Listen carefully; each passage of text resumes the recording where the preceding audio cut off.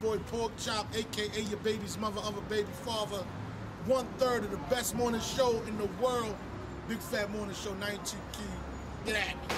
So what we doing here, Pork Chop? What you got going on today? Well, right now we had the Eat Right, Get Moving program down here for children, for kids that got obesity. You know, they picked the right one because, you know, I got a lot of things going on in my life to teach kids about when you're young, eat right now. Because when you get older, a lot of health problems go on, especially black men. So all the black little boys, I try to tell them, make sure you eat the right foods, exercise, gotta exercise. Because when you get older, you got diabetes to deal with, we got high blood pressure, heart failures, a lot of things that can happen to you if you don't stay on the path of right now.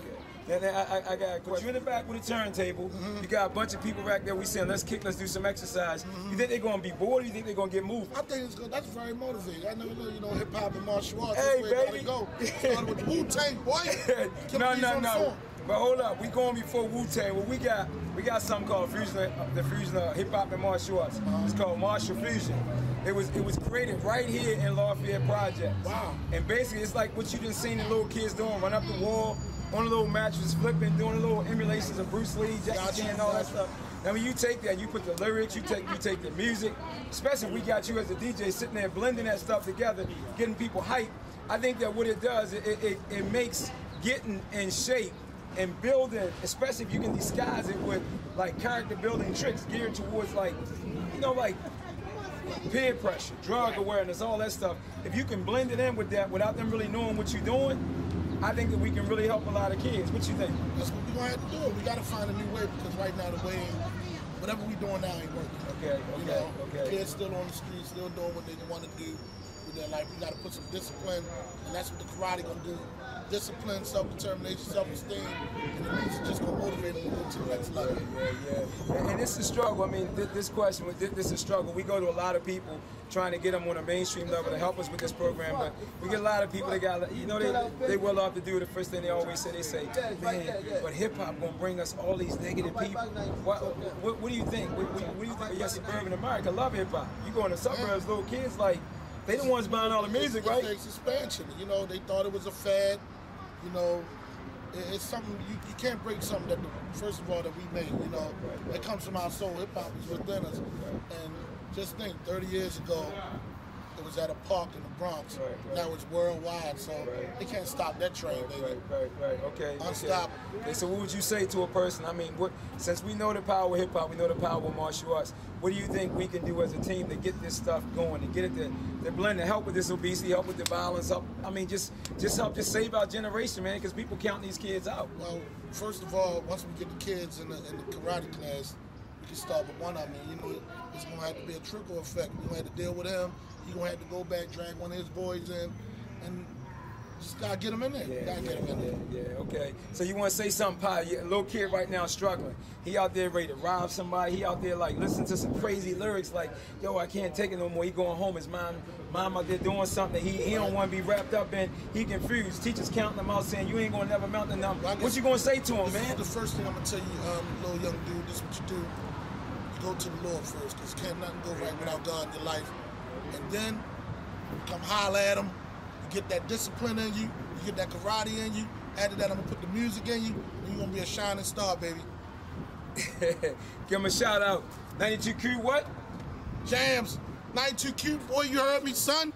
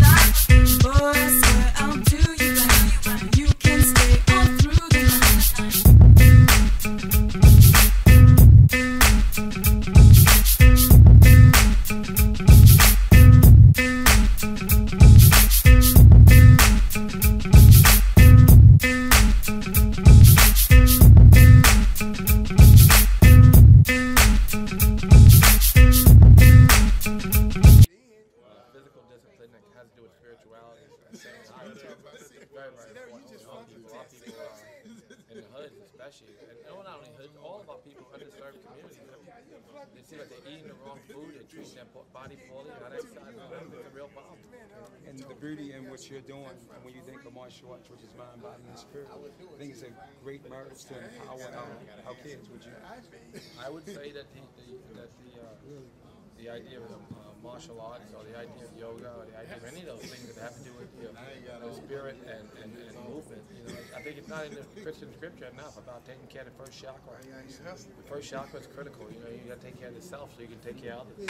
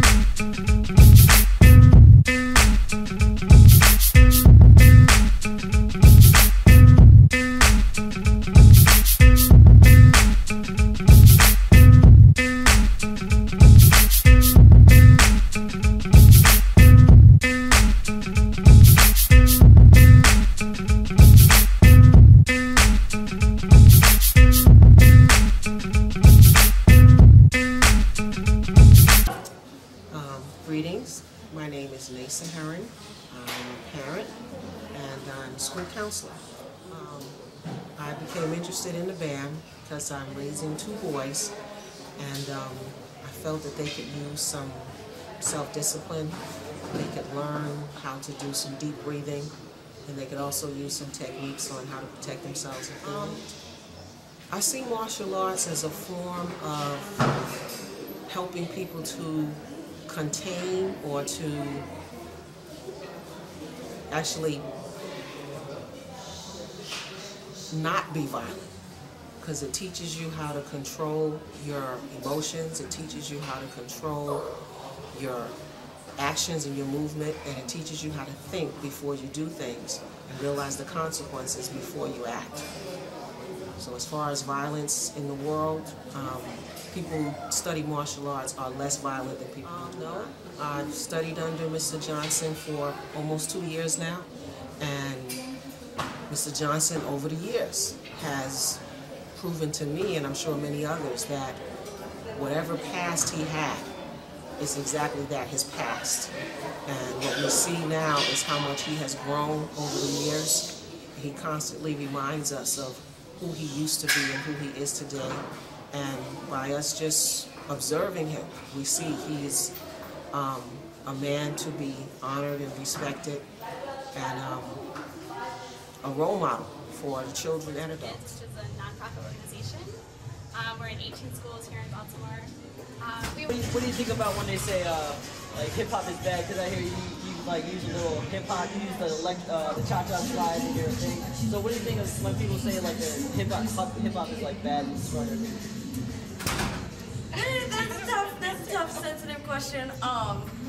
We like to use things that will make the kids relate to us, you know, and it's a really good tool to use hip hop music to help them relate to us. We just like to be very careful to censor what we do use and what we do play with them, but it's a great tool because as soon as you turn it on, the kids go, oh, and they go crazy and they love it. So it's a great way to get them moving and get them active. Right. Who doesn't like to dance? Right, and if they're going to be exposed to it anyway, it's a good thing for us to expose them to that kind of stuff in a structured environment where we can make it fun and inclusive and in a respectful way.